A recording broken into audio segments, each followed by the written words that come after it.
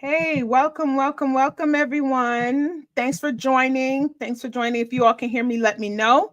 But welcome to another live here on my channel, Medical Tourism RN, where I spotlight real stories, real journeys, and real solutions for navigating healthcare beyond the US. So, for those that don't know, I'm Dr. Natasha Ramontal, aka the Medical Tourism RN. I'm a registered nurse and a board certified patient advocate, and I'm also your host. And I'm here to guide you through some powerful conversations about medical tourism, about healthcare, and also about patient advocacy.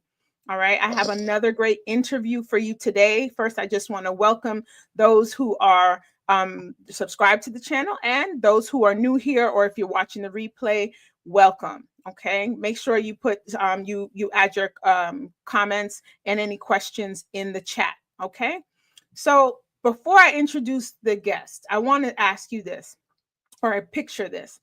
Imagine giving birth to your children on 3 different continents. Not just navigating motherhood, but also navigating global healthcare systems, things like language barriers, cultural norms, and also entrepreneurship, all while raising a Black family abroad. Okay, well, tonight's guest is doing just that and more. And many of you have contacted me about the best options for giving birth abroad. So today's show is about Birth Beyond Borders, a Black mom's journey through global motherhood. So if you've ever wondered what it's really like to give birth outside of the US as a Black woman, or if you're considering a more global approach to just motherhood and healthcare, this episode is for you. So I am going to bring on my special guest. Hi, special guests.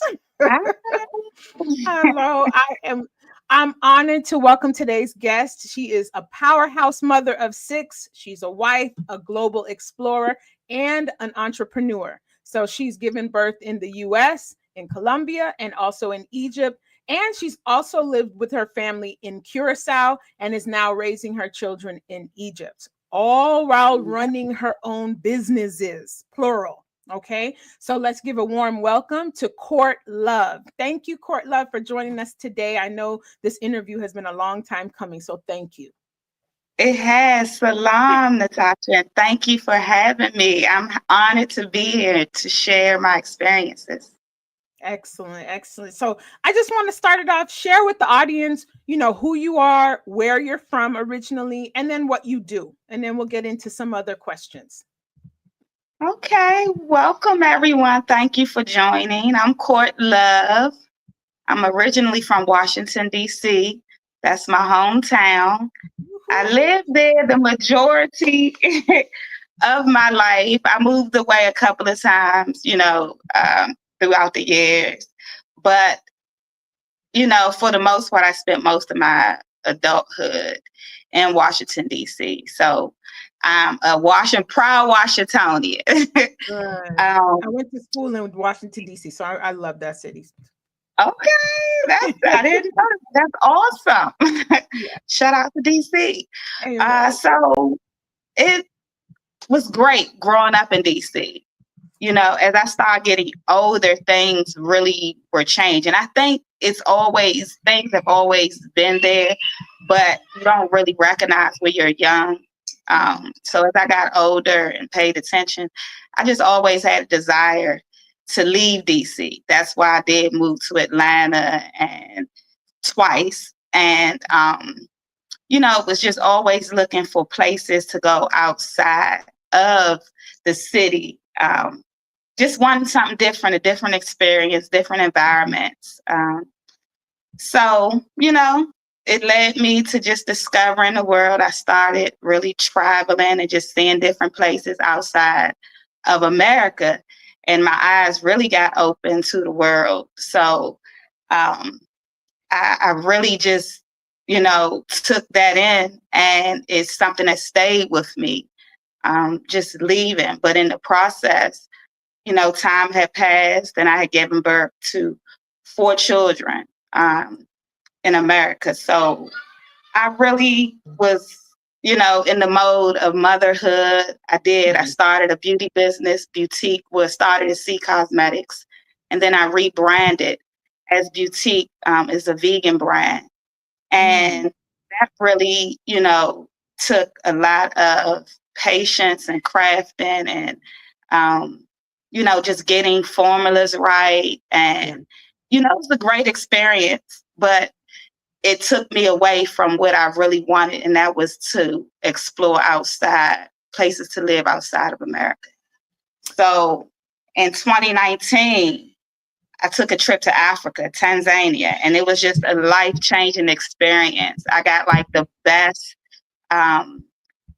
facial, and it really pivoted me to like stepping outside the box when it came to my beauty business and just different avenues and methods I can use naturally with my clients. So I was really drawn to Africa. I've always been drawn to Africa, but it's 54 countries here. So I didn't have an idea which country I would be in, but I really was like, okay, it's something special about Africa. So I came back, I called my mom and I was like, quit your job. We move into Africa. She was like, girl, you crazy. I'm like, I am crazy, but I'm serious, right? So then, of course, a little while later, COVID happened, and so that just delayed a lot. But remembering that plans change and decisions don't, I still had the urge just to get away because it was just crazy. At this time, my son is like 13. My oldest son was 13.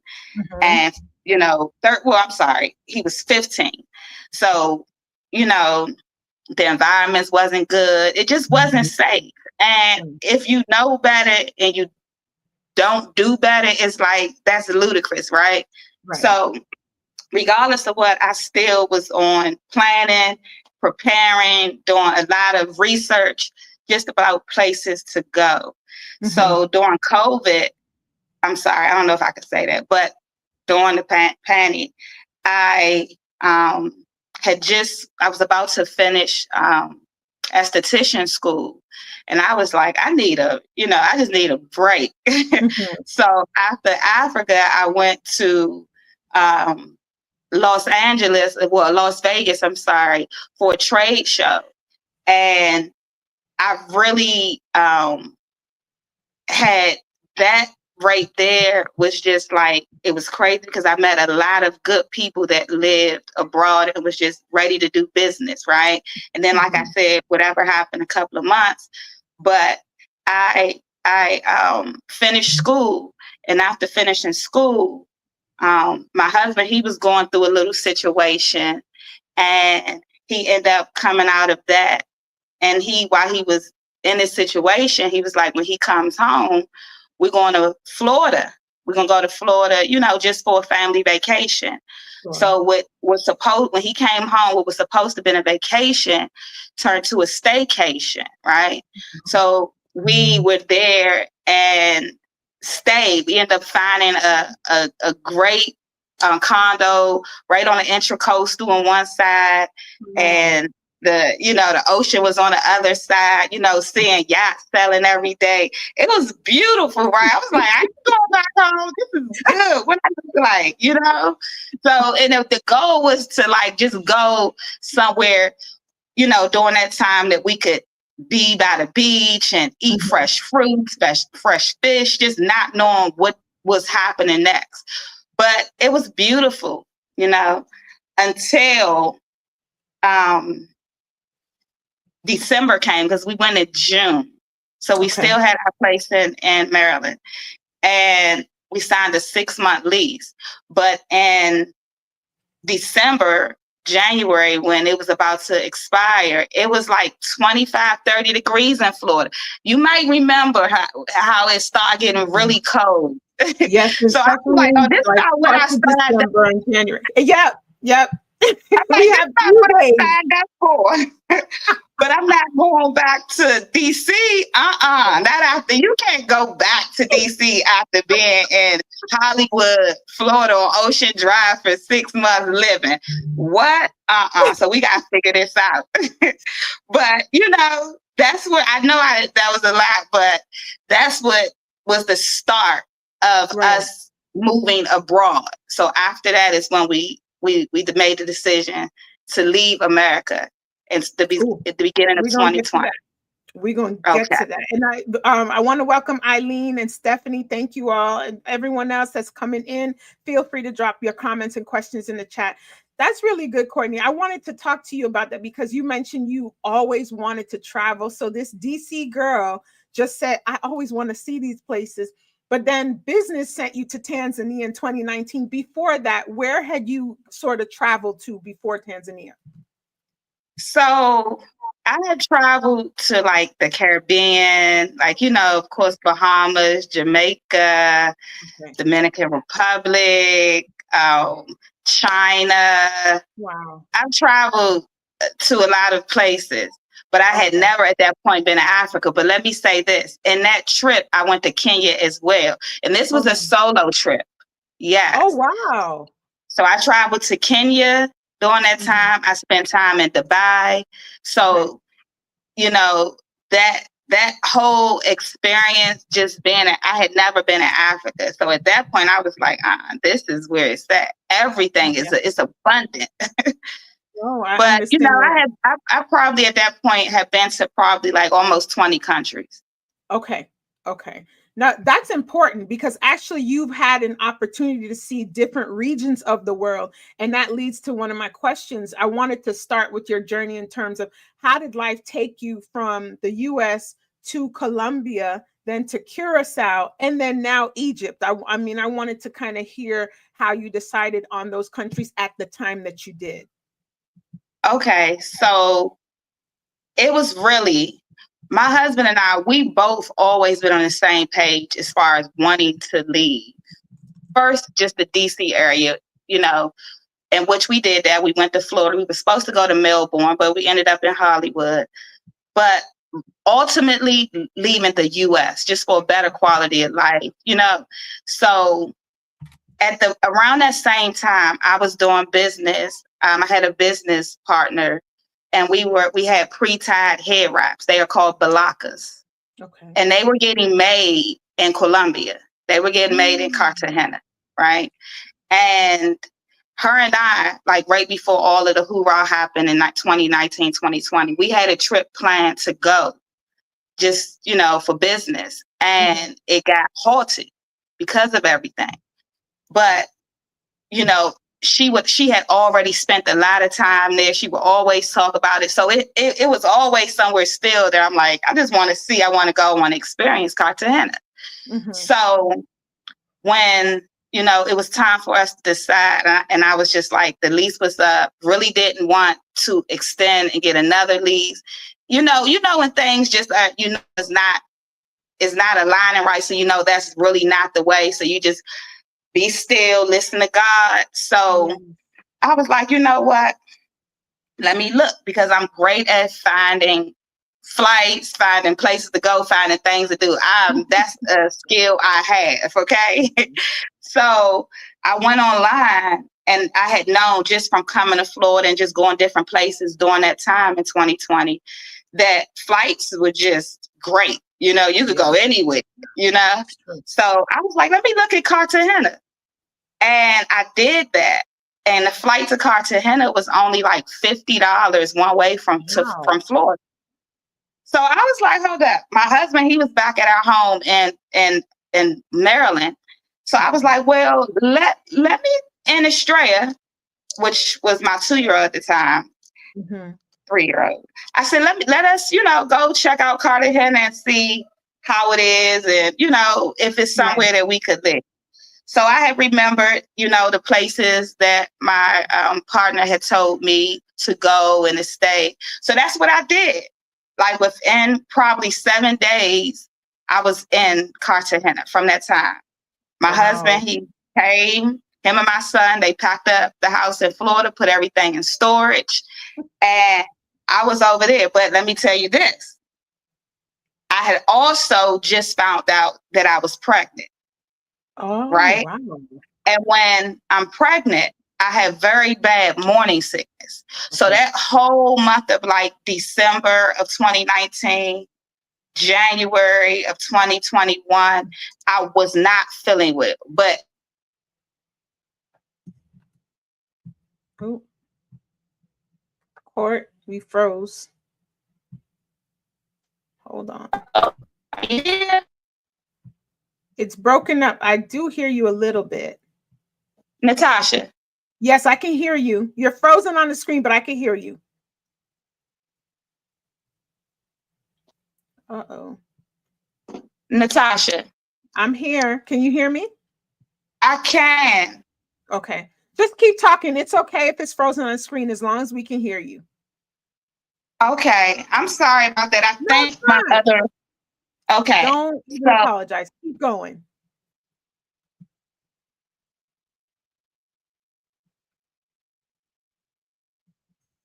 Now I can't hear you, Courtney. I don't know if you can hear me.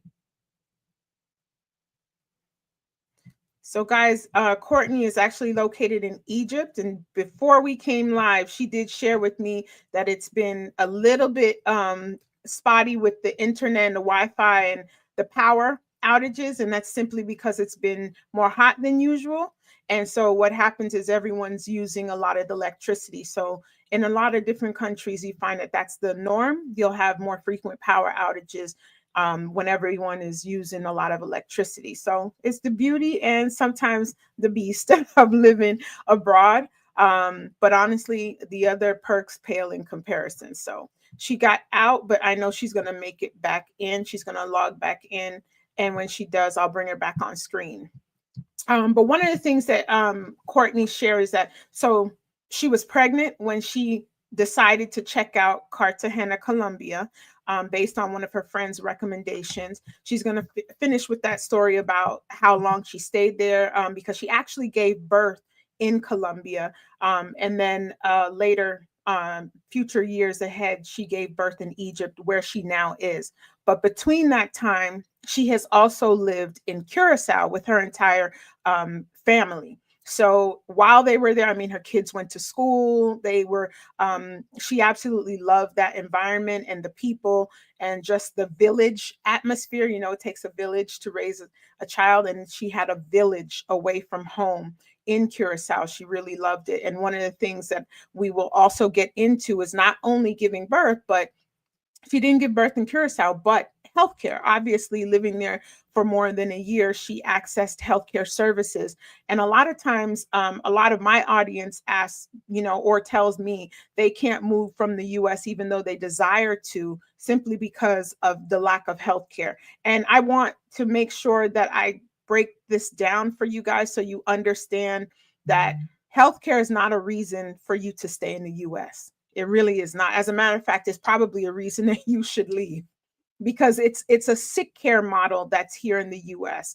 And a lot of times, unfortunately, you will either go broke trying to take care of yourself, or just the nature of the fact that healthcare is tied to your employment in the US. Unfortunately, a lot of people either stay in a job longer, even if they're burnt out or unhappy, or if they are unemployed, they don't seek the healthcare that they need as early as they should.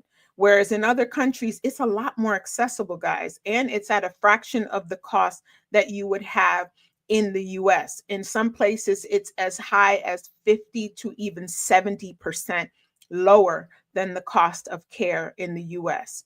And one of the things that people tend to rave about also about care in other countries is the fact that Hello. hey, I was just filling people in on some other things. Don't worry about the outage. Let's keep it going. I just explained what you shared with me before we went live. Okay. Before you start again, I wanted to share that a la carte services, everyone, like things where you go see a primary care physician and then you got to go have labs here and something else done here and specialists. A lot of that is comprehensive. It's like a package deal where in other countries, whereas in the US, you're paying every single time copays, even though you have insurance. So that adds up. And in a lot of countries, that's unheard of. And you get home visits, doctors are checking on you, they use WhatsApp and connect with you. So there's a lot that is out there. And I just want you to be open to that, because so many people say they need to stay in the States because of healthcare. I think it's a reason to leave. So anyway, back to Courtney. Courtney, let me remove, hold on a second. All right. I can hear you and see you. You were talking about Colombia and the fact that you found out you were pregnant shortly before or during that time. Share some more about that. Yes. So it was a shock, and it was a lot because I had morning sickness, but I was like, let me just do what, the healer said, and just go for it. Right. And I'm telling you, I did that. My daughter and I, Estrella, and it was like the moment I got off the plane in Colombia, all of the morning sickness was gone. I was Wow. like, yes, this is it. Wow. And from there, I went to the tourist area, the hotel, checked in, and went straight to the beach. And it was great. Like from day one, I met some great locals. Like they love us. Like to this day, I still get messages, from people that we met in Colombia, just checking on me and the children. So, Right. It was open arm welcome from the moment I got there. But Yeah. I really didn't have an idea, because I'm in a tourist area, and I'm not really want to be around tourists every day. Yeah. So, over the course of the 6 weeks, we stayed at a couple of different Airbnbs, hotels, so I could get a feel kind of where it was that I would like to live.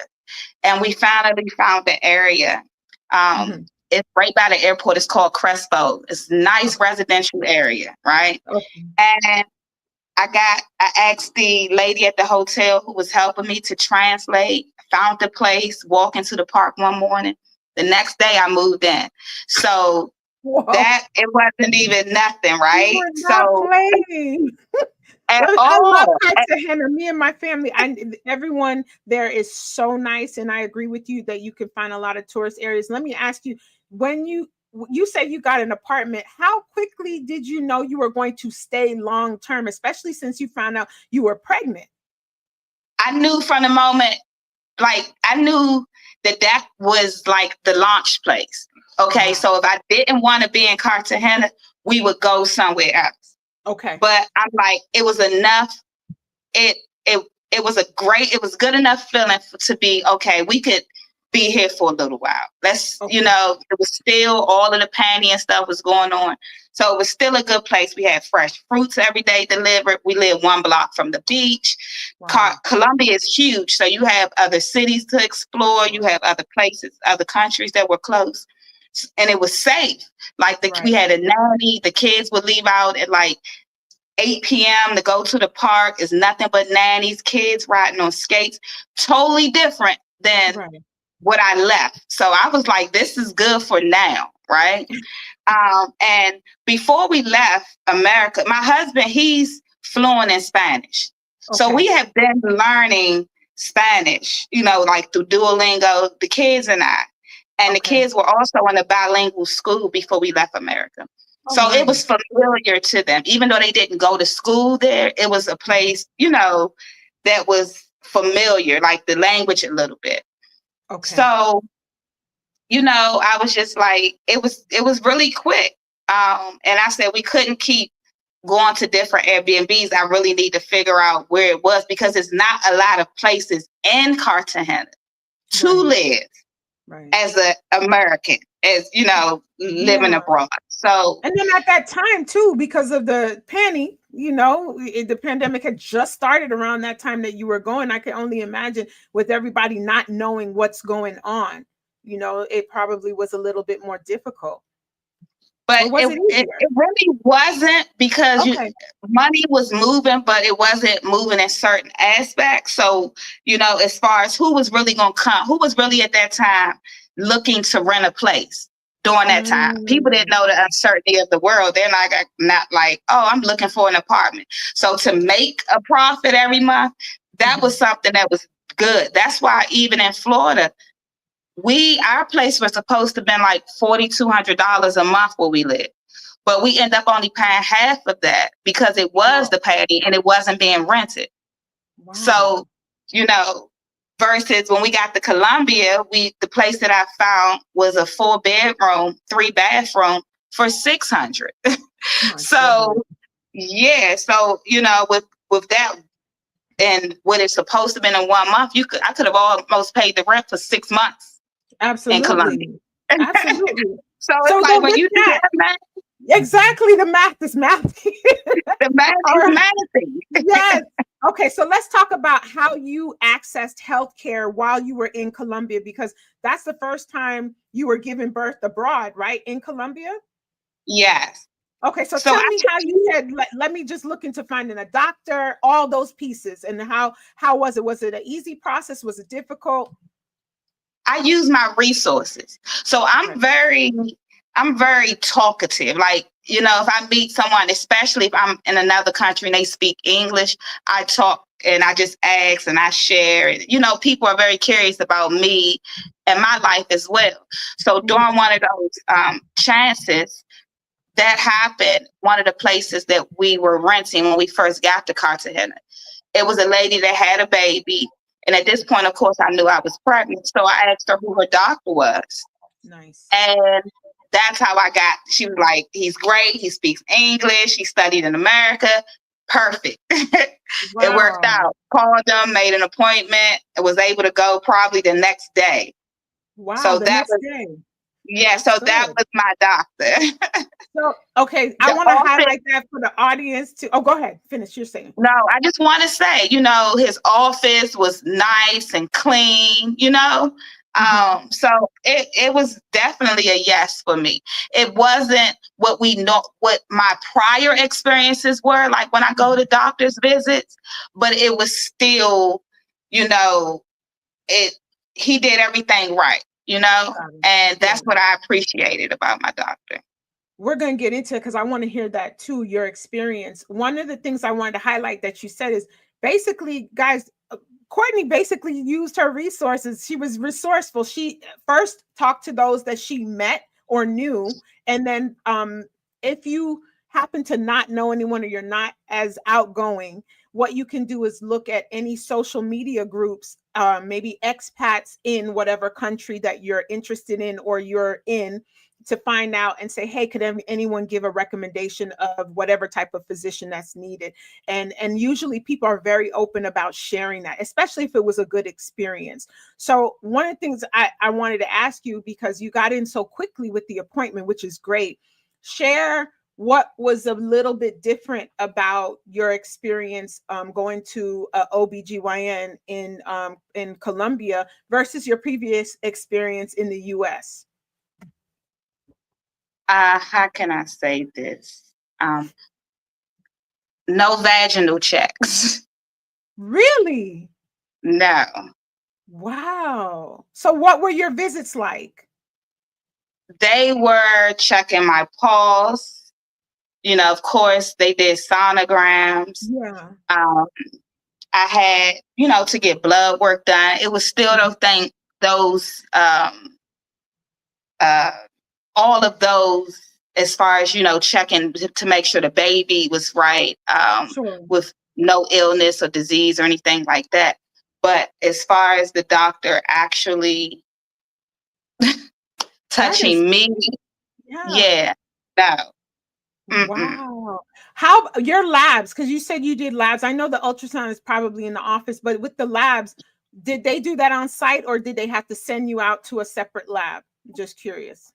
I had to get sent out to a separate place. I had to go to a separate place to go get it done. Did they help you by offering different places saying you could get it done here, or did you have to find it on your own? No, they offered me places. Nice. They offered me places. So it worked out, and I was definitely happy about that. But then I was supposed to go to America to visit in April. So I was going to my appointments in February, March, April. I was supposed to go and visit America. But I ended up staying in America for longer than what I was supposed to, maybe 2 or 3 months. So in that time, I had went to my previous doctor in America during the time while I was there. And I got the other blood work and everything that I was supposed to get done. So I really did not tell my doctor in Colombia. I didn't communicate that I was going to be gone for so long. So when I finally got back to Colombia, right, it was the craziest thing that happened. So now I'm about 9 months. Oh, wow. Right? I'm about 9 months, 8 to 9 months. I'm sorry. I was 8 months because my baby, she came like a month early. Okay. So we're having a staycation at this hotel. Shout out to the Estelar and in Cartagena, right? And I just started having these pains. It was just crazy. So they end up calling the red, they call them the Red Cross, end up calling the Red Cross to come to take me to the hospitals. But do you know that when we got to one of the hospitals, the first hospital, the lady came and put a bar through the door. Like I'm literally thinking I'm in labor, okay? Right. And she puts a bar through the door. So I'm like, oh my gosh, she's like, you can't get in. You can't get in. I'm like, it was crazy. You know what I'm saying? So then we went to another hospital and they wouldn't let me in. Right? Why? So I'm like, oh my gosh. Are they giving you a reason? It was wild, Natasha.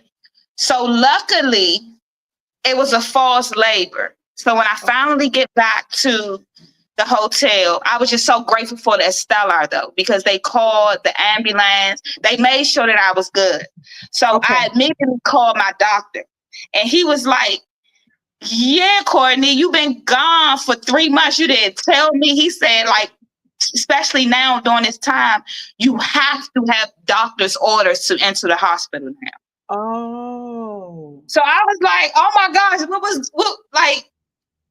but they wouldn't just let me in. I'm pregnant. I'm like huge. I'm in pain, having contractions. Right. It doesn't matter. It doesn't matter. Like, so I was so happy, right? That can you hold for 1 second? I'm gonna get the baby. Okay. No problem. No problem. Guys, she's a mother of 6. She's a wife, and she owns more than one business. So you are going to hear children, and that's okay. You know, that's what we do. We make it work for mothers and for others. That's what I say. So, for those that are just joining, welcome, Dr. Linda, and also Eloise. Courtney is giving her story. Share, go ahead and continue about what happened with the doctor's orders, because I can understand that in other countries they want to tie you to a clinician to make sure that person is telling them exactly what needs to be done for you, your specific care. So it is it's very different from the U.S. in that regard. Yes. So I'm just so thankful that in that moment, because it was so late that night too. And I think I had tried to call my doctor. He wasn't answering. So he finally called the next morning. But I was so grateful, thank you, that, that wasn't the real deal at that moment. But he was like, I went the next day to see him, and it was a forced labor.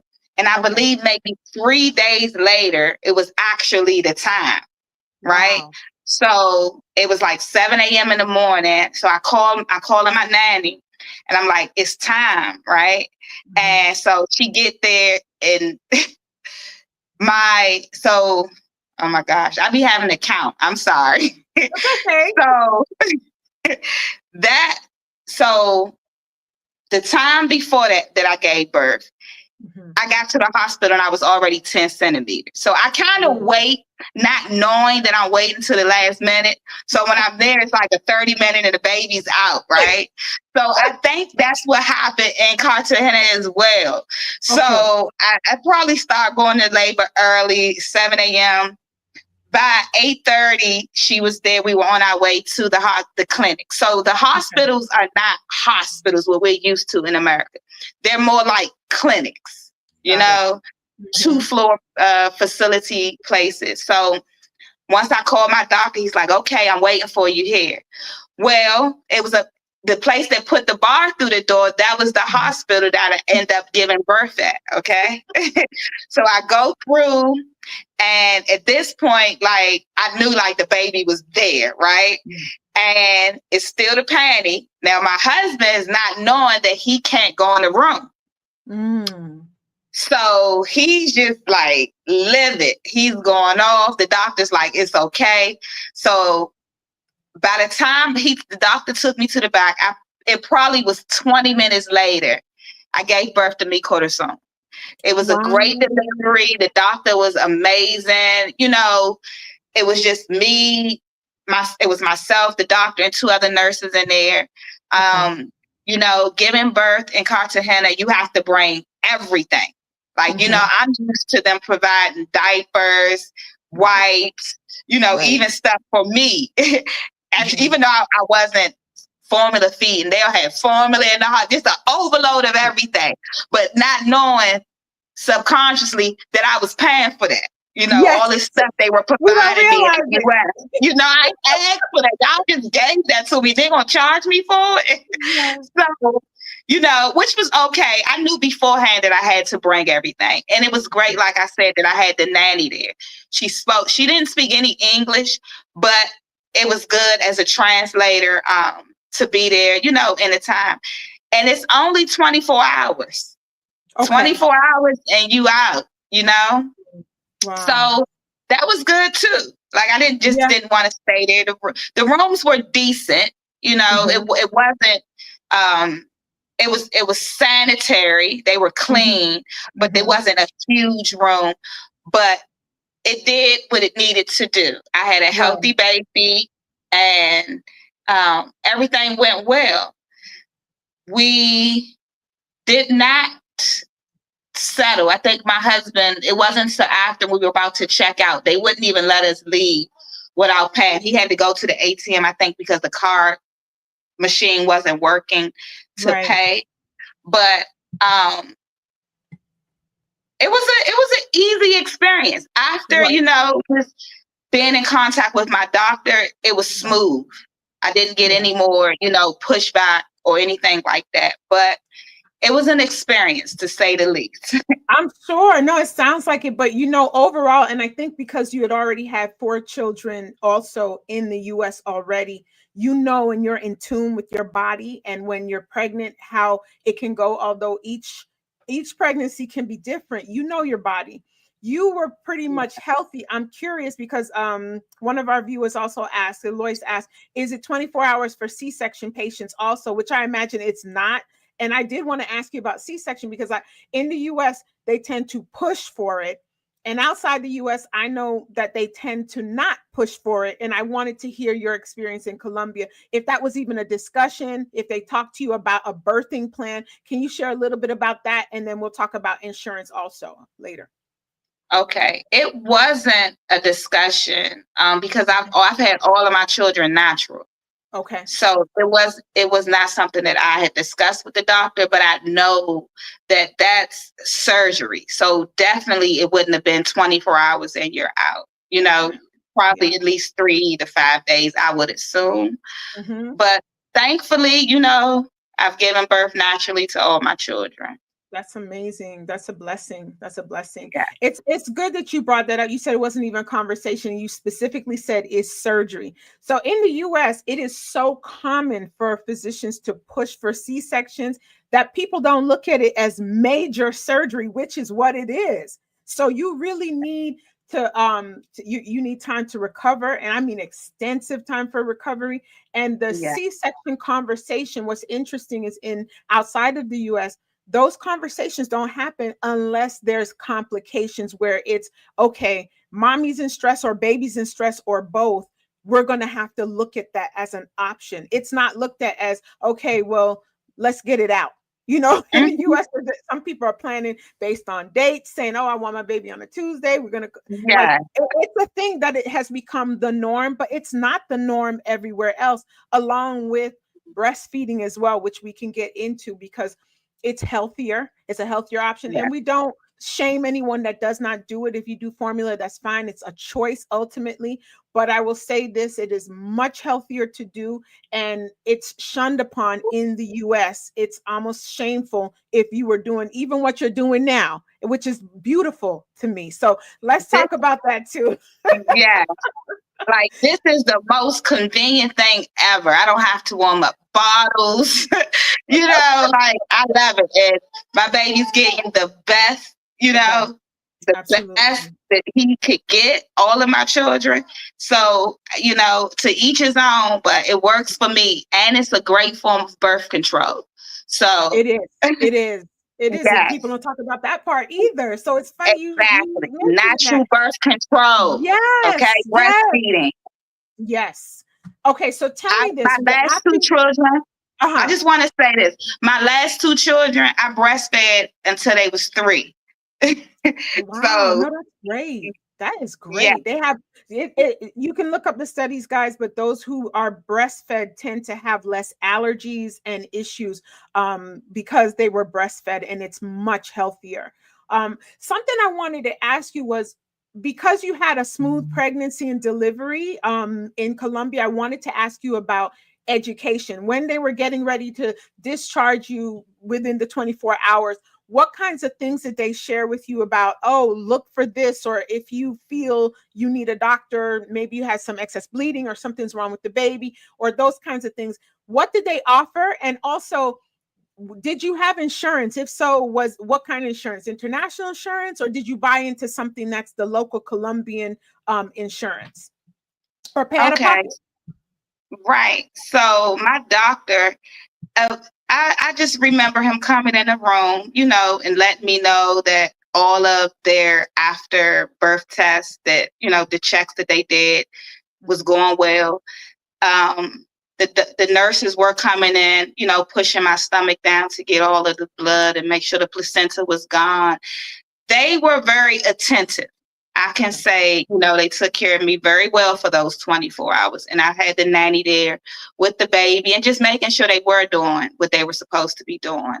So, the doctor was always available. He made himself available. Even, after my 6-week appointment, he stressed coming back for that and just making sure everything was good. But I consider myself a pro at that point, with knowing the signs of something, So thankfully, he was able to refer the baby to a pediatrician who he was good, other than the fact the last 2 kids were tiny.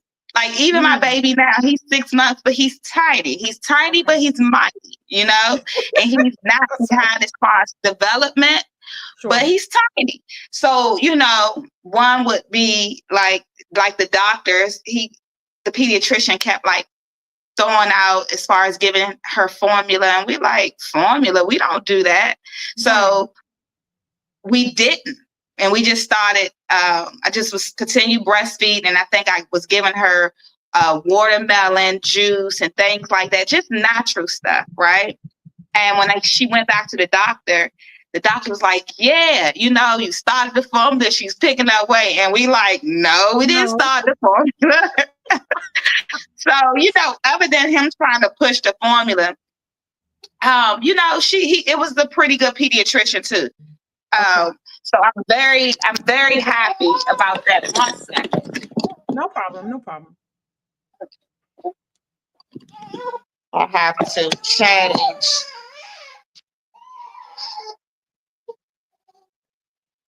So guys, Courtney is just sharing with us about her experience. She had a pretty smooth birth in Colombia. Keep in mind that was her 5th child. She was very in tune with her body. She knew, but she still had a really great doctor that could recommend and look into anything if she happened to have any complications. But she knew exactly what she wanted in terms of a birthing plan, which was natural. She knew she wanted to breastfeed, and she went in and everything took place, and she was it was a smooth delivery in terms of no complications. So her discharge from the hospital was within 24 hours, which is typical if you have no issues.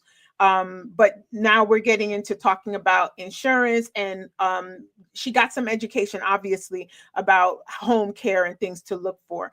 Tell us what you did Yeah, as far as insurance, Courtney. it was no insurance. I paid out of Okay, pocket. you paid out So of pocket. I believe when I was going to the doctors, every visit was, I think it was maybe $10 just going to Wow, visit wow. the monthly checkups and then the every 2 week checkup. Well, no, I didn't do the every 2 week with him. It was just the monthly because I had left for that time. Okay. So, and when I gave birth, I believe my husband said he paid like almost $1,000, Oh my like goodness. including everything. With Everything. everything was 1,000. Everything was $1,000. Okay, so guys, let's look at this. So basically, she went to Colombia. She was already pregnant. She found a doctor through her own resources, just talking to someone who happened to have been pregnant, recommended this person highly. She had a safe pregnancy throughout. One of the things I want to point out is that the difference between her visits with the physician was she had no vaginal checks. They just checked her blood, they checked her vitals, they checked obviously ultrasound to make sure the baby's okay, to check for any abnormalities or anything like that. She didn't have to go through some of the traumas that you go through regularly when you're No. pregnant in the US. And her visits were $10 US monthly for her checkups, and her full birth experience was $1,000 US. You cannot beat that anywhere. Okay, you cannot beat that anywhere. I know time is catching up with us, and I want to make sure I even cover Egypt. So Courtney is currently in Egypt, guys, and she gave birth in Egypt. Also, I want to hear about your Egypt experience and how that differs from the US and also from Colombia, and especially with it being a predominantly Muslim country, and vaginal checks, and how the physicians who may be, I don't know if you had a female physician or if you had a male physician. Tell us more about that. So, okay. So we spent about a year and 6 months in Cartagena. We went on Okay. vacation where we lived between Cartagena and Medellin. So I just Okay. want to say Cartagena and Medellin, it was a great experience, but it was time for more, right? Okay. And we went on a trip to Curaçao for our anniversary. Okay. And from the moment I got to Curaçao, I was like, oh yeah, they speak English, they accept US dollars. Babe, let's go to Curaçao. So, and like from that moment when we left there, I came back to Colombia looking at places in Curaçao. But Okay. they didn't have nothing in order as far as MLS system. So it was a hassle for about a good 2 or 3 months. And we Okay. finally moved to Curaçao, I think in May of 2023, 2022. Yeah, 2022. So that was good. But, Curaçao is an island. It's a Mhm. beautiful island to live and, get to know the locals and island life. But, Mhm. and I had my business going there, which I didn't have in Colombia because I was just, had given birth and really was Okay. just focusing on me, healing, and the children and family, right? Okay. So I got back in the swing of the beauty. So I had, went and got a space for my aesthetics. And it just, at a point, I was just like, more. Like Mhm. we need more. We are a bigger family. We love to travel. Just one of us traveling somewhere is $600 or $700 Yeah. one way. So it was just like, it's time to, you know, go back to the drawing board of what's really next. And what Mhm. the ultimate goal has always been was Africa. So about Mhm. 8 or 9 years ago in our research, my husband and I, we saw what was the projections that were happening for the future for Egypt. So Okay. we were like amazed seeing them back then. But it was something that was in the back of everything. It wasn't really in the Yeah. forefront of our minds. And it Sure. wasn't until I met this beautiful family. Shout out to the Trimble family. And they were really good, great at just talking to me and sharing with me about their experiences while their time in Egypt. So Okay. I really was like, hold up, babe. We started looking again. And I said, all of what they were planning, it happened. Wow. Egypt is just on another level, like at this point, babe. And he was like, no. So we started just being on it, like looking just at everything. And I just want to say that in October, because these years are jumbled. So last year was 2024. October of 2023, I lost the baby. Oh. And in Where were you Curaçao. then? I'm so sorry. In Curaçao. Curaçao. So I do have a little bit of experience with Curaçao too, because I went to a midwife in Curaçao, and they were amazing. Like where I thought, that I was going to go be seen and everywhere. They were Dutch, because Curaçao is the Dutch Caribbean. Right. But it was a husband and wife team. She was a doula. Amazing, great energy, everything. So I was really looking forward to that. And then, things happen. So, unfortunate, but after all of that, it was just like, let's try something else. So my husband, probably from that point, we were just tuned in for like 9 months, nonstop, looking, researching Egypt. Okay. And we found out about New Cairo. So when we saw the exchange rate had changed, my husband was like, it's time to go now, right? So he was like, I'm going to go to Egypt and get everything together.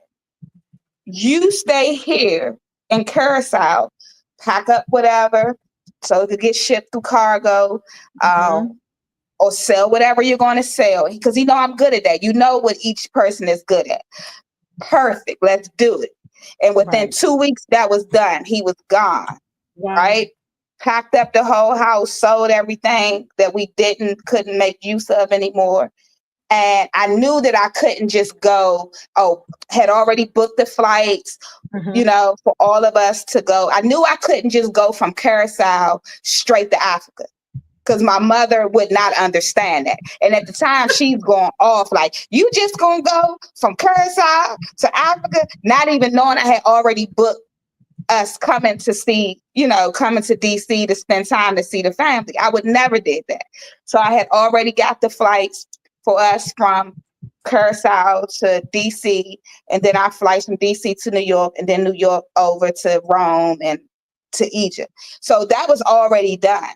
And we made it happen, and at the time I had family that moved to Curaçao. They are still there. Oh, so, wow. Is it because of you going there and having a positive? Wow. Yes. That's excellent. So I think Curaçao is a beautiful place, especially for, seasoned people, it's a great place to retire. So yes, they're there because of my push for like, this is it, come here. This is a great quality of life. But, saying all that to say, when my husband, let me back up. So when I went to America from leaving Curaçao, right, I went to my doctor's appointment, went to go see my doctor. So I'm just thinking I'm going for my yearly checkup, okay? And then the doctor, I get a call like the day before I'm supposed to fly out to Africa. And the doctor's like, you're pregnant. I'm like, oh my God. Oh, really? Okay. So, it was a beautiful surprise. My baby, Prince Akeem. Oh, wow. Like, I'm coming to Egypt too, mommy. I'm coming, right? So, so that just added a layer on to it. But I don't, just having 1, 2, 3, 4, 5, 6 children, you learn to not stress over things. And everything is Absolutely. going to work itself out the way it works itself out. I done been through Absolutely. enough things in life where I can plan.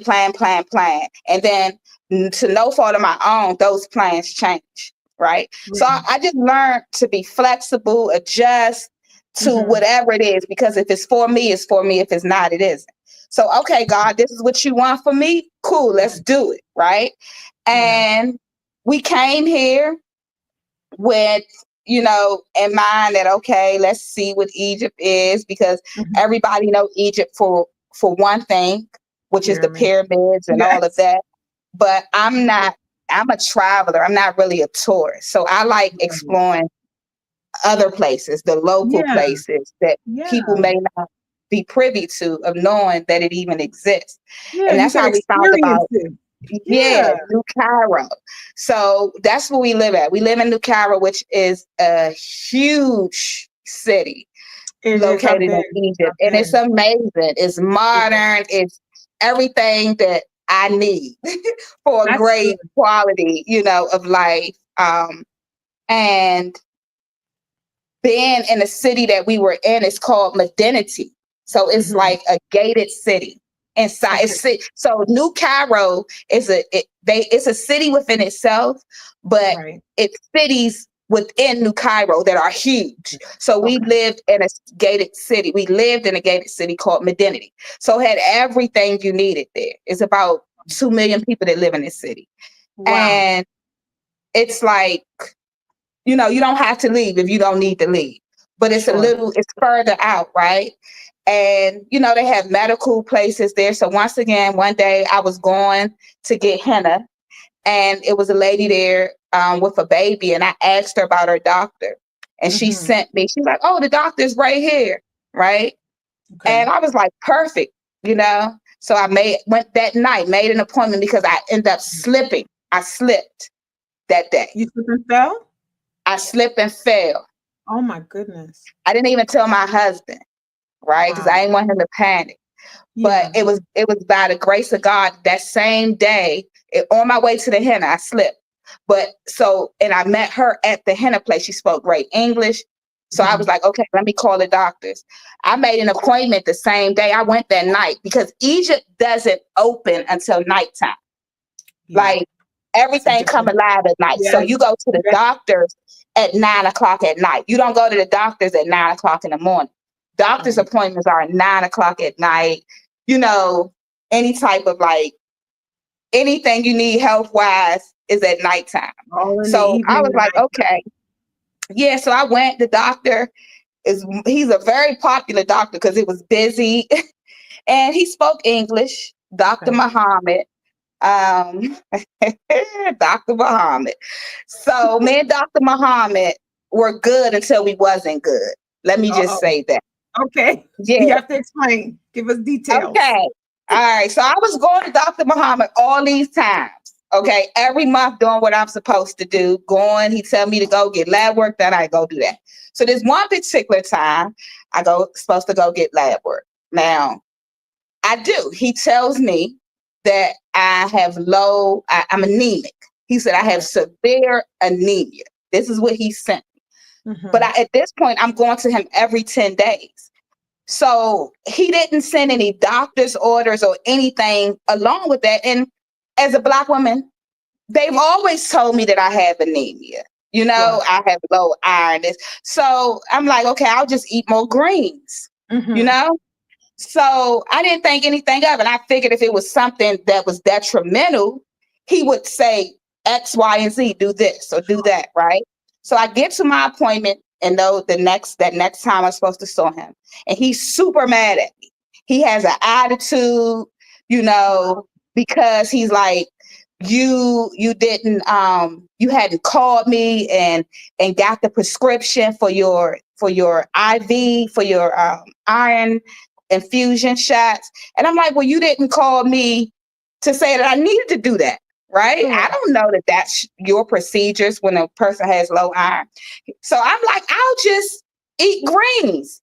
He said, that's ignorant, right? And I Um, was like, I looked at my husband. We both laughed, right? Because you know, it's like whatever. Like we not about to get mad at this man, right? So I'm like, all right, okay, Dr. Muhammad, it's cool. And at this point, we're inside of where they do the sonogram. So I'm just thinking, all right, he'll get over it. So after you do your sonogram, you go into his office where he just, asks you questions, talk to you, just how things been going. And then that's when you get your next appointment. So No when I go in vaginal there, exams also. I wanted to ask no about that. vaginal exam. Okay. No, All no, right. no. Again, guys, no vaginal exams, another country, another continent. Go ahead. Sorry. Yeah. So when we get into his office, he's still like, now he's kind of coming at my husband, like, why didn't you call me? I told you she had Wow. anemia. So at this point, he said something about ignorance again. I said, hold up. I let you say it the first time, but you're not going to keep calling me ignorant. Right. Okay. Like what I said made a lot of sense. Greens have iron in them. So if I'm low in iron, I'll just increase my intake of leafy vegetables. Sure. But your disrespect to me and is not tolerated. So I kind of said whatever I said to him, walked out, and I never looked back. Wow. But in that time, he had given me, and mind you, was going to him for 7 to 8 months now. Okay. And that day he had already given me the prescription of where to go for my iron infusion.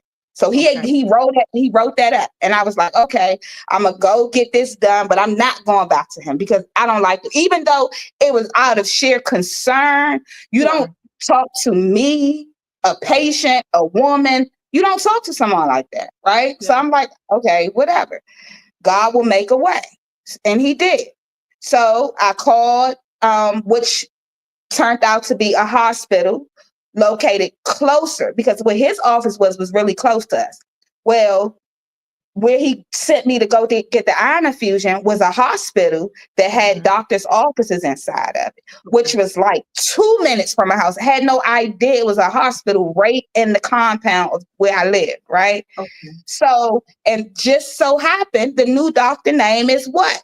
Mohammed, right? So I'm like, okay, okay, I still got a Dr. Mohammed, okay? So I did the iron infusions, and everything, was going good. And I asked the doctor because they had a few different doctors, but I started doing, my research on the doctors that were there and what they offered.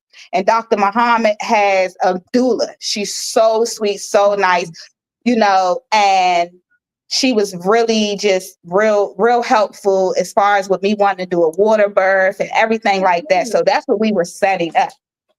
However, I remember I told you that I wait to the last minute to go in. So when I go in, I'm already like 9 centimeters. Yes. That's what happened when I went in to give labor to him.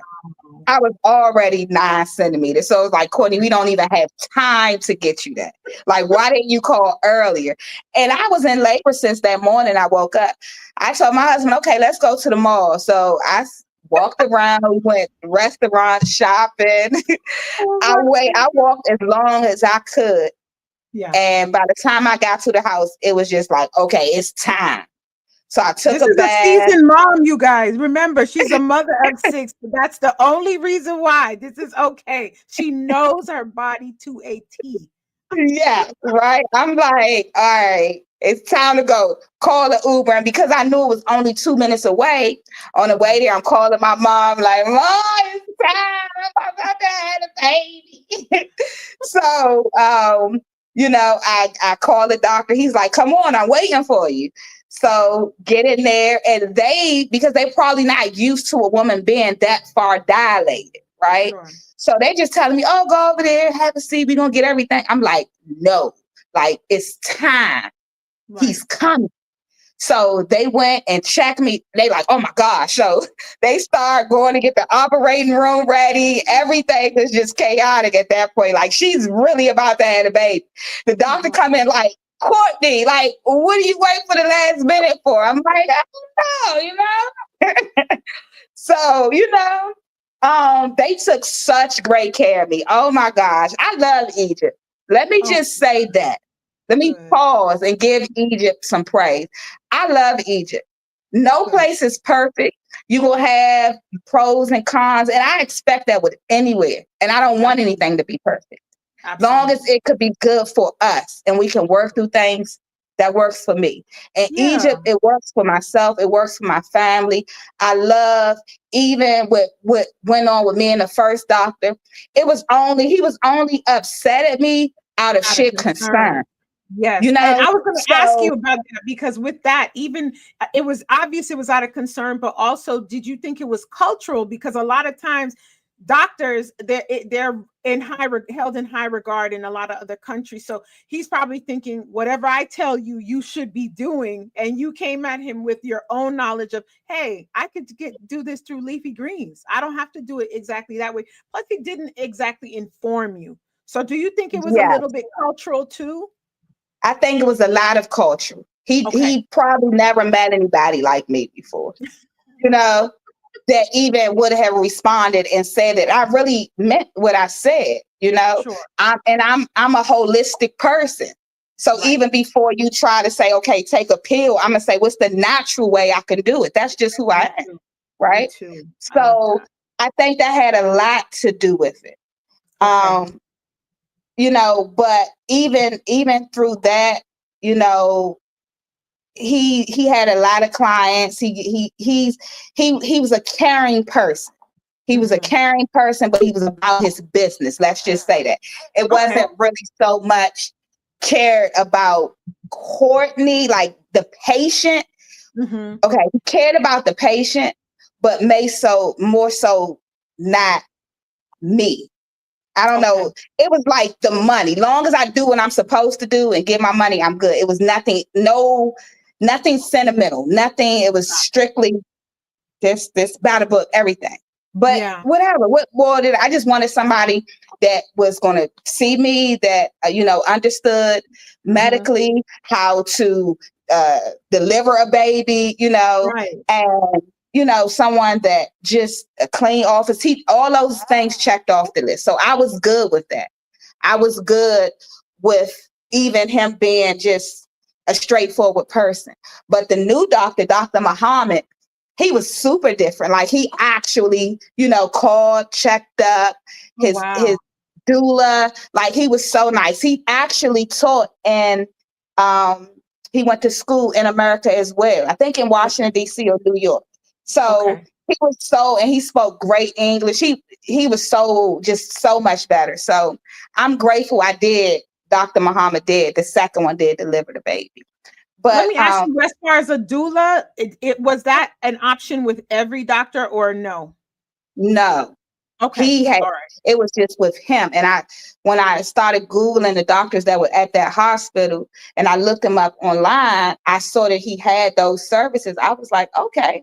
So That's he good. understands, Yeah. different, aspects of labor, not like you said, just trying to push cesarean. Because I Yeah. asked the doctors that how they felt about cesarean. They're like, no, because you get that. You get told in Egypt that doctors push cesarean sections. That's what Wow. it's a rumor. But no one pushed cesarean on me. Okay. And I'm Okay. happy Good about to know. Good to know. it. Yeah. Let's talk about costs with that, and then we'll get into insurance. So your visits in Egypt, what did they run you average? Well, when I first started going to Dr. Muhammad, they were $8 a visit. Whoa, $8, guys. And I know right now then the Egyptian exchange is one US dollar is a little over $49, right? yeah, it's Right yeah, now. 50 to Yeah, 50 to 50 to 1. 1, Yes. basically. Okay, so it's So about $8 for your visits. yeah, it was 400 Egyptian pounds, which was Okay. about $8. And then Okay. they changed and went up to 500 Egyptian pounds, which was $10. $10. So Okay. I was, and even the second doctor, the Dr. Muhammad, his fee was $10 to Okay. get the Okay. infusions. And I had to do like 6 rounds of the infusions. I think that in all, maybe it been $40 for the rounds of infusion. To go Okay. get my blood work done was about $20. Okay. Because I had got when I went for my PAP and I found out I was pregnant, I had already got some blood work, the whole everything. So I didn't have to get the first. I only had to get the second. And because I have insurance in America. So the iron infusions that you had to get, were they 40 each, or you had a series of them and the entire thing was 40? Yes, a series of them. Oh, wow. How many?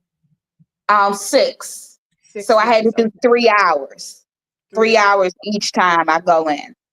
Okay. But I think I only did maybe 4 because the second doctor, because the first doctor said 6, but by the time I get to the second doctor, he's like, why are you still doing it? So I think I only did 4 of them. Okay. Right.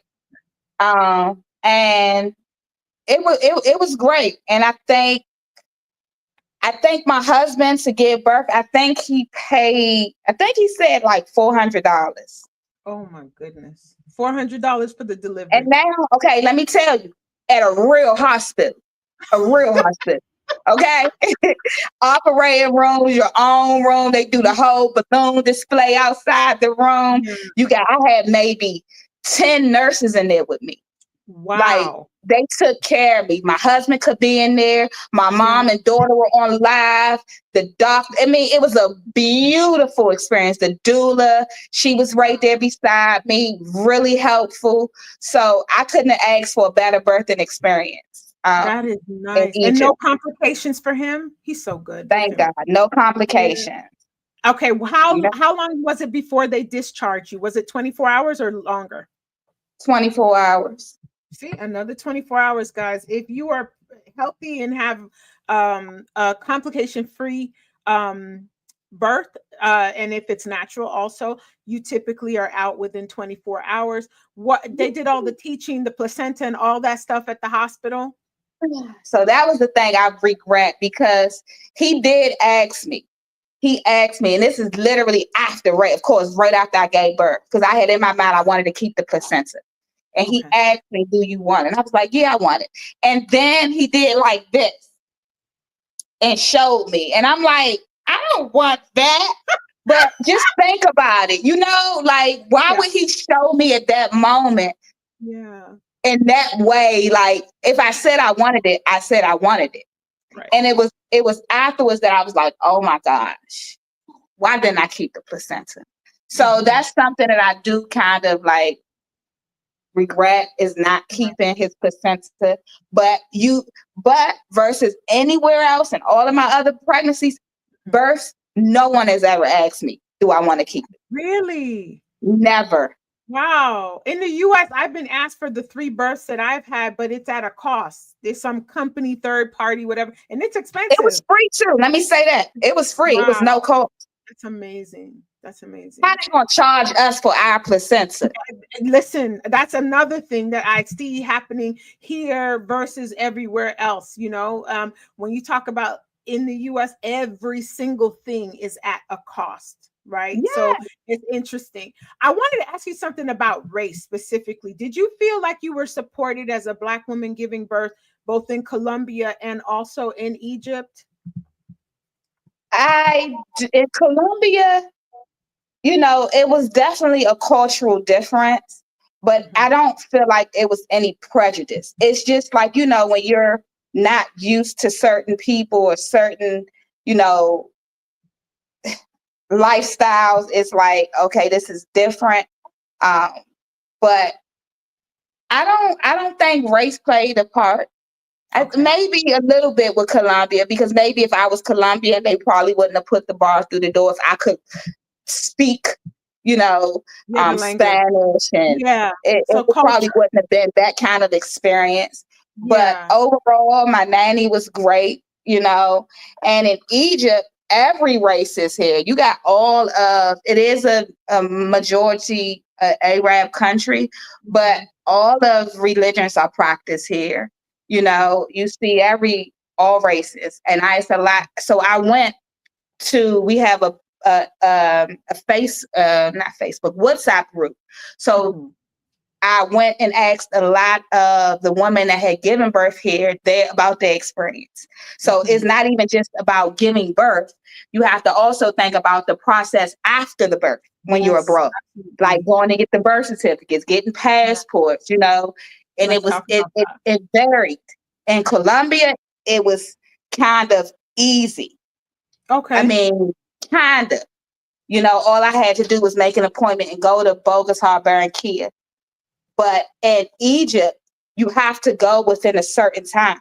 You have to go within 10 days to get the Egyptian birth certificate, or it would be a longer process, Okay. So it was around Christmas. I had people in town. My husband went, but because of the different holidays, because they celebrate holidays here too, we pushed the 10 days. So we're still working on that. But we making progress. So that's the beautiful part. And you delivered in December or January? I delivered December 18th. December 18th, 2024, guys. And she didn't meet the 10-day deadline. So now it's taking a little longer. This is something that actually is very common. And I'll tell you specifically for Southeast Asia as well. If you don't do it within that 10-day mark, and every country is different, it may be 10 days, it may be longer or shorter. But if you miss that window, it really does take a longer time. And some people invest in getting a third-party person to just do it, and some do it themselves. But just know that you need to look into that if you plan on having giving birth abroad. Look into those things, and also look into, did you guys have any issues with the fact that is your husband American too, or US born? Yes, he's American. Okay, so sometimes also with citizenship things, pay attention to that as well. Did you have any issue or anything with the baby being considered a citizen of Colombia and a citizen of Egypt, with you guys being US citizens, or no? No, like with some countries I just saw you, like, so baby sis me Curaçao, she can go and get a Colombian passport. Nice. We have like documents, whereas though I guess technically she's Colombian, and my husband, because I didn't even want him to get on the birth certificate in Colombia, but abroad, all the mother do is have a baby. The daddy take care of all of the paperwork, the legal stuff. When it comes to it, they don't want to see the mom. They want to see the father. So my husband had to go and get all of every paperwork situated with her citizenship and all of her certificate of birth abroad, her passport. He had to do that. And it's the same thing here. He had to do it here too. But they don't, it's so many different nationalities here that are giving birth constantly. And the grateful part is the American embassy is here, so it's easy to get things done. And not only that, I've learned also, when sometimes you can't maybe you at a standstill with certain things when you're abroad. One of my friends here, she's been living in Egypt for 14 years. She had told me before, when I was trying to get a passport appointment for the kids to renew their passport, she had told me about contacting my state representative in America.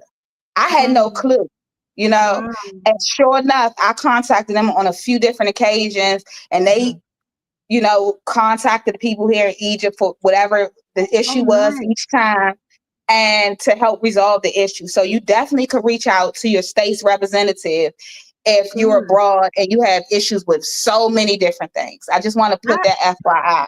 Thank you for that. That is a really good nugget, guys. Just know your U.S. resources abroad, wherever you may go, and feel free to reach out to them, especially if you're having any issues. But even before that, to see if it can get taken care of smoothly and much faster than maybe doing it on your own, or even paying somebody to try and do those things for you. That's really interesting. I like that piece. I didn't know about that. I know you had the baby holding for a long time, and we're coming up on time, but I thank you for staying on so long, because guys, there's a 6-hour difference. Absolutely. I wanted to ask you, because I think it's important, especially as a working mother, as an entrepreneur raising children overseas, how do you balance family and business and navigating even healthcare systems in some unfamiliar countries. I think it's a lot, just being a mom in itself, but a mother of 6 and then a wife and then running your businesses. How are you doing navigating the work-life balance and also just getting through? Because after, like you said, it's so important after you have the baby to follow up on appointments. And then you have other children that may need to be seen for other things. And if they have pre-existing conditions, even more so. Yes. Balance. Yeah. Okay. Taking it one day at a time, planning, Okay. Having a systems in place, having order. It helps a lot, because family will always be first. Absolutely. That's just what it is. And everything else is just the byproducts of that. Yeah. And, wherever we go, because there's so many opportunities here, even with my beauty business, my tourism company, everything that I'm creating and all the partnerships that I'm building, there's so many opportunities, so much to do. But the most important job I have is my family. Yeah. So I have to make sure that they're taken care of, that they having all of the vital things that they need, to be great little human beings. So I want to keep them active. So they're in gymnastics and swimming, and I'm gonna sign the girls up for equestrian. My son, soccer. And I still gotta have my spa days a couple of times a week. Right. My woosah time for my husband and I to go out and have our date nights or just whatever we like to do. Do you have a nanny there? You have a nanny there? I have. It's okay. So I'm very overprotective. Yeah. With my nanny in Colombia, it was kind of like she found me. It was divine. It was easy. Here is so many people. It's over 120 million people in Egypt of different nationalities, that we had to first, my husband was just like, it was certain group, he wanted the kids to be able to speak Arabic and understand Arabic a little bit before we put them in schools and had them around other people. So we had to make sure just the foundation was good when we came here. We were settled in well. So now we have a housekeeper, right? Okay. She's not technically our nanny because she didn't, when she first came, she was like, I'm just the housekeeper. But she fell in love with our kids have fallen in love with her, So I believe, anything now that I need to do, she's like, okay, I'm here for you. I'm at your service. So I appreciate that. So I'm going to say yes. I do. I have, she's not full-time at the moment because even with the baby, he's always with me. I'm not going to leave him with anyone, So with the other children, they, my daughter will be 7, Estrella. Mi Corazon, she'll be 4 in July 30th, and Prince is 8. Okay. David had just turned 21, and the baby is 6 months. So they pretty much good, because I've created this system with all of us that we work well together. And I think it has a lot to do too, just it only being us for the last 5 years to depend on. Like it's just us. When we look around, it's just us. Because everybody else is unfamiliar. It's not like when we were living in America, you have family, you have all of these other people. So we have created our own bond and our own system on how things are. So I'm grateful for that, and I'm glad you brought that up. The business, yes. Because I'm saying that because a lot of people are actually use that as a barrier to moving abroad. They say, we're not going to have anyone. It'll only be me or only be us.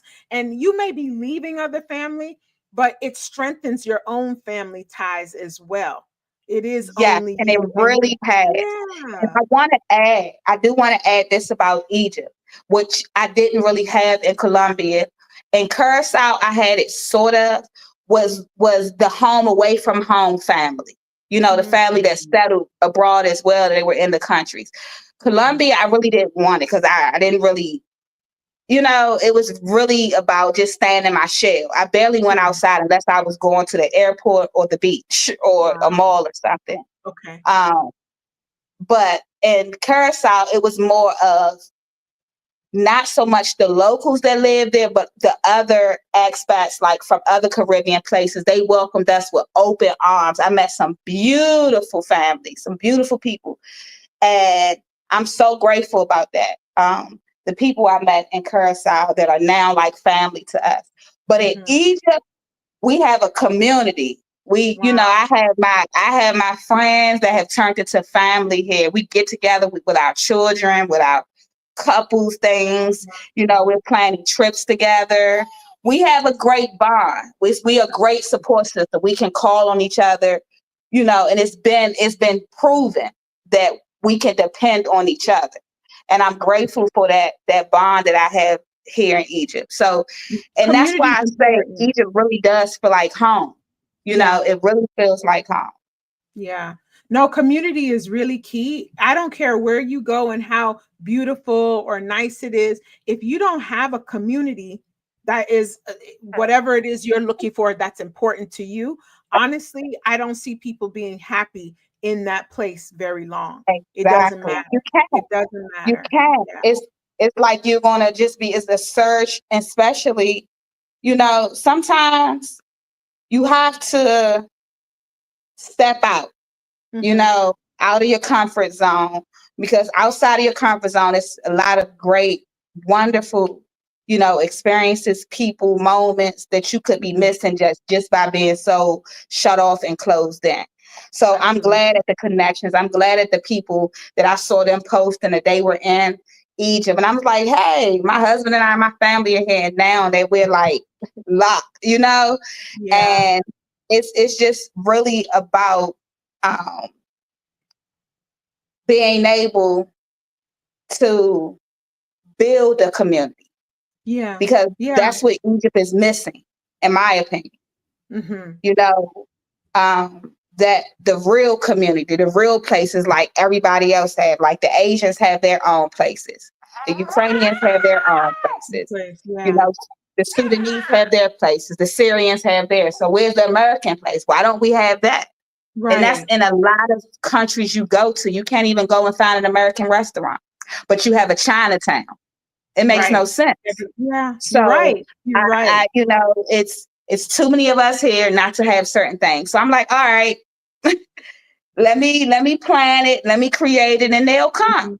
So that's what's happening right now. You are one in a million. I'm gonna tell you, because some people are a bit apprehensive or just scared to create their own community if one doesn't already exist. But I think with your personality, as you say, you're outgoing, you created your own. And what was the beauty of that is that you build it to your desire, your liking, and what your needs are for you and your family. So I commend you for that, because a lot of people will leave instead of creating community. They'll say, I need community, but they didn't create one.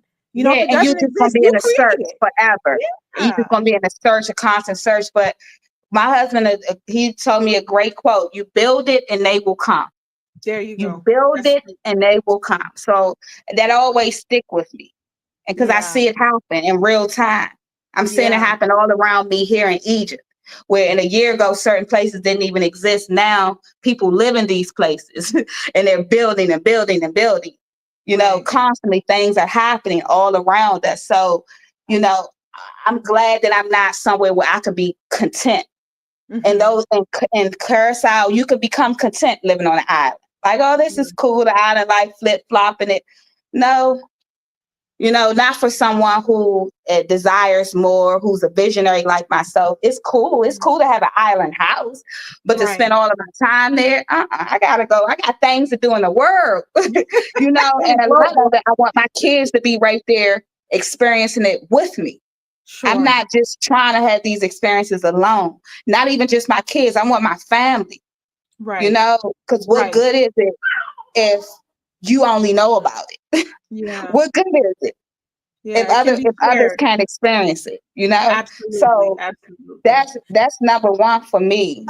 It's No, just that's good. it's really just creating, a legacy for the Mhm. future, for my future generations. And I'm about to be a grandma, so I'm really like we have to get it. Okay.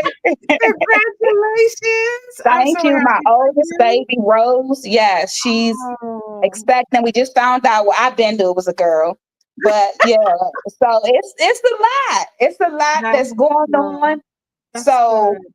I do have a lot of major projects that I'm working on, a lot of Mhm. people that I would like to partner with, and a lot of building to do. But, for now, I'm enjoying my family every Right. day. That's number one. That is And just amazing. being consistent, Hmm. because things are not going to happen overnight. No. Even just me I had to look up like, wow, it's been 5 years. January Wow. 2026 will be 5 years we left America.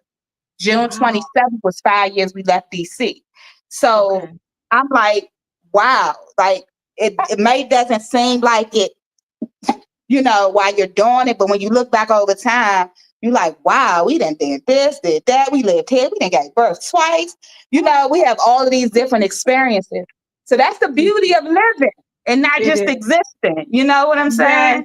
and being a globetrotter like yourself. And listen, I know we have to wrap up, but there was something I wanted to go back to because I think people are going to want to know a little bit more about this because you mentioned when you were in Curacao and you had the miscarriage. I did want to ask you a little bit about that in terms of what do you think that was something along the lines of stress? Do you think it was something environmental that took place, and how were the providers, the care providers with you throughout that experience? Because I know you said the doula was amazing in Curacao. So Yeah. tell me a little bit about that and then we'll wrap up.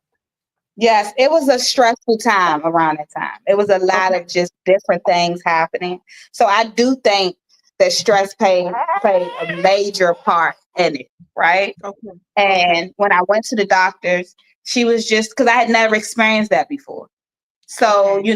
not the doctors, but when I went to see them afterwards, because when I first went, she's like, I don't see anything. And I'm like, what do you mean you don't see anything? Like the test is saying I'm pregnant, I don't see anything. So she's like, oh, but at this point I'm 6 weeks. She said, oh, well, let's Wow. just wait, which she probably knew already, but she was just Sure. like trying to remain hopeful because, Yeah. I had never been through anything like that. And I was excited. Mm-hmm. But she said, let's just wait a couple of weeks. So in 2 weeks, when Mm-hmm. I came back, she was like, she still didn't see anything. So she was saying, just naturally let it pass. Sure. So that was just the whole emotional process in itself, just like Yeah. waiting for the baby to pass, Yeah. And it just so happened it happened on my son's birthday, October 17th. Wow. And we love the ocean so much. So what we did, we went and we gave the baby back to the ocean, to Oh. God, and he blessed us with our rainbow All baby. right. All right. He's such a cute. Yeah. Oh my gosh. So that's just another part of the journey. That's It just is. another part of It our is. story. And I can't say I was supported in those moments as well from the That's doctors. what I was You going to know, ask you. So thank you for that. they were Yeah. very supportive, very, and showed a lot of care and concern. Good. Good. I, Because women are going to want to that's know about that. Yeah. yes, Yeah. yes. I And have a couple Curacao, comments. I don't. Oh, go ahead. Finish that no, statement. I just want to say Curacao, as far as giving birth, um, I really can't say anything, but my aunt who lives there, Mm-hmm. she had a lot of pre-existing conditions and she, has to go to the doctors a lot. She's a resident there for 5 years. She has health issues. She paid like $1 for her prescriptions, $1 to be seen. So the things they can't do, they'll say they can't do and try to send you to Colombia or Miami. But Okay. it's, a lot of Dutch and American doctors in Curacao. Yes. So, Yes. I can't say that they do have a good healthcare system in Curaçao. Excellent.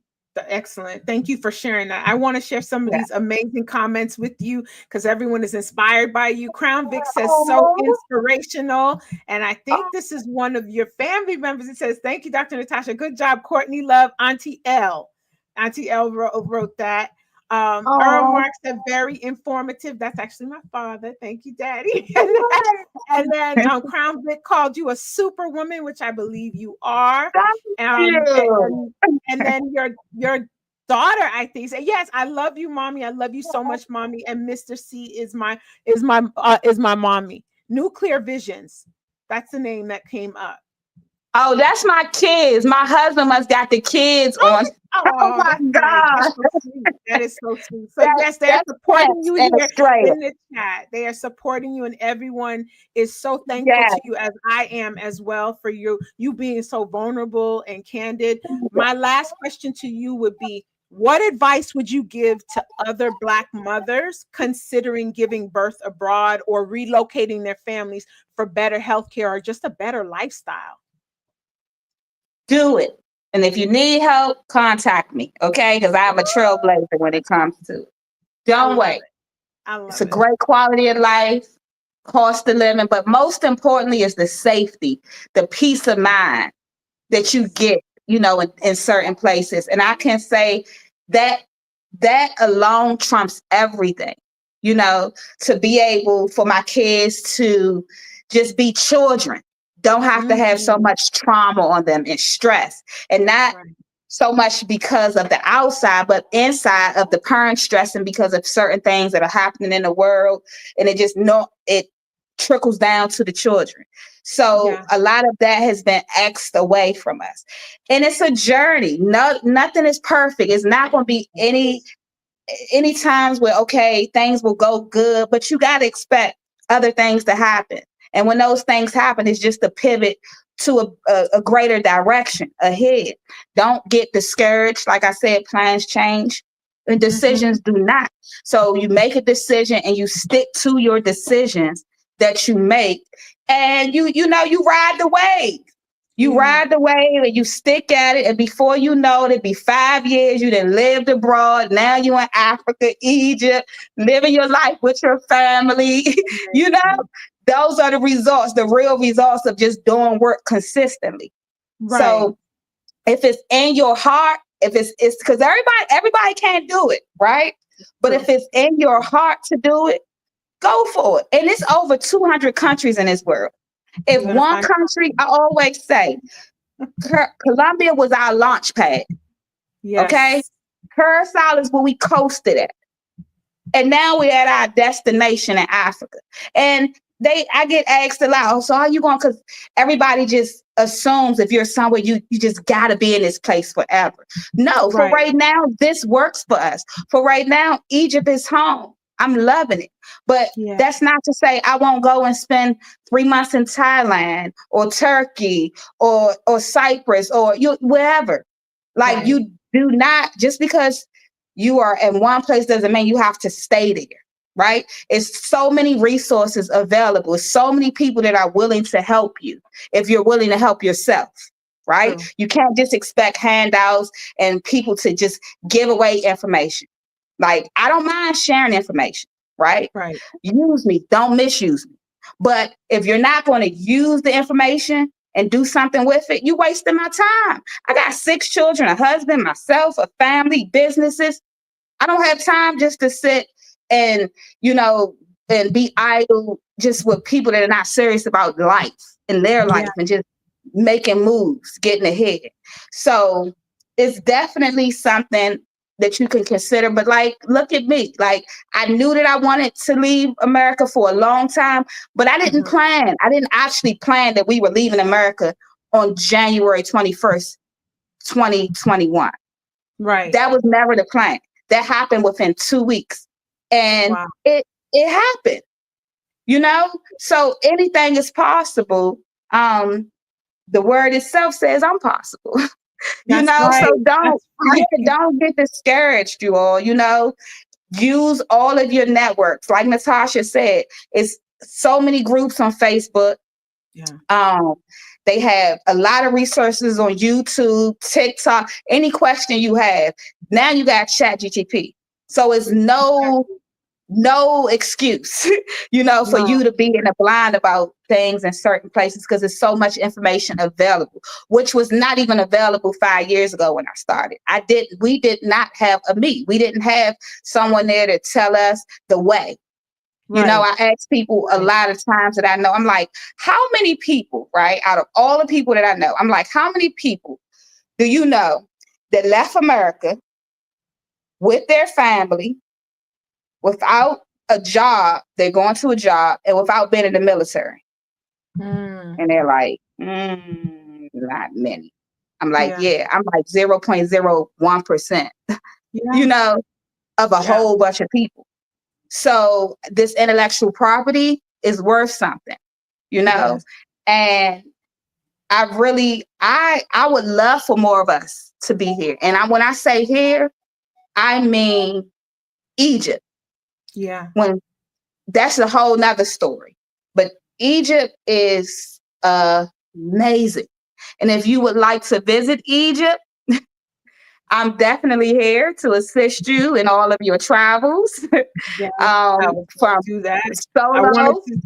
yes, Yes. to Let me couple. at least set the stage for you, because first of all, I want to thank you for your time Thank here, you. because you've spent so much time with us, giving us a lot and pouring into us. Your vulnerability, your strength, your wisdom, and your journey actually reminds us that we don't have to accept the status quo, and that our stories, especially as Black women, deserve to be heard everywhere. So tell everyone where they can find you and your services, and any social media you want to share, your business contact information, whatever you'd like to share. Please take that time to do that now.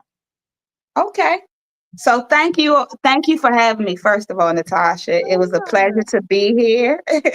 Long awaited, but so necessary. So I'm glad we did get the opportunity to chat. But yes, my first love is beauty. So if you have any questions as far as with start the beauty business and natural products, or anything in the lines of holistic health, you can contact me at boutique BEAUTIQ .WORLD. If you want to, I have everything from hair to lashes. And if you want to start a small business to a big business, I'm your girl, importing and exporting as well. My email is bigger advice. If you have any questions, bigger advice, BIGGERADVICE @gmail.com.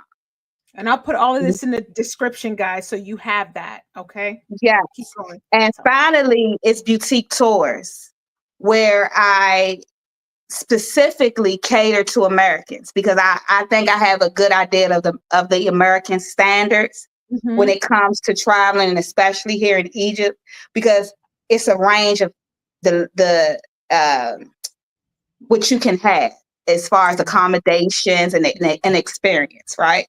So I give great experiences. Like I said, I had couples here, solo trips that have came, group trips that I'm planning, family trips, throughout Egypt. It's so many cities to explore. And on top of that, medical tourism here, but more on the beauty side. So like going to Siwa and experiencing the salt lakes. Some women have never heard of a Moroccan bath, where you go get a full body scrub, that whole experience, So I'm creating real experiences here in Egypt for Americans specifically. And you can reach me if you're interested, you have questions about that, at Boutique Tours on Instagram, BEAUTIQ Tours, TOURS. Yeah, and I look forward to connecting. And it's been a great show, and I'm so glad. I was happy to just be here, Natasha. Thank you so much again. I'm so happy that you're here, and you got another one. Mommy, you are the best mommy ever. That they posted that, just so you know. But I so appreciate you, Court, being here. And I want to let everybody know, if tonight's conversation opened your eyes to what's possible outside of the US, I want to hear from you. Drop a comment in the chat if you've ever thought about giving birth or raising a family abroad. Let me know if you've done it, or if you're in the process, or you plan to do it in the future. Who knows, maybe even in Egypt using boutique tours. All right. And let me know which countries you're considering. And make sure you guys like this video. It is very easy. Just hit the like, and it also lets the algorithm suggest this content to others that need to hear this information. So share this episode as well, with someone who needs to hear Court's amazing journey. And don't forget to subscribe to the channel. And if you're planning to give birth abroad or need help navigating global healthcare, visit MedicalTourismRN.com, where you can connect with me as a patient advocate. You can schedule your free 15-minute discovery call with me. I provide various patient advocacy services in the US and abroad. If you or a loved one needs any type of assistance, maybe it's communicating with the clinical team, as I'm a nurse and also a board certified patient advocate. I attend doctor's appointments in person and virtually. I educate families. These are just some of the services that I offer. So I just wanted to put that out there. And I will have Court's information on both of her businesses inside of the description after this video is finished going live. I'll add all her contact information there. But until next time, I want you to stay curious, stay empowered, and be well. Good night, everyone. And thank you again, Courtney. I really appreciate it. Shukran. Thank you so much. All right, everybody. Bye-bye.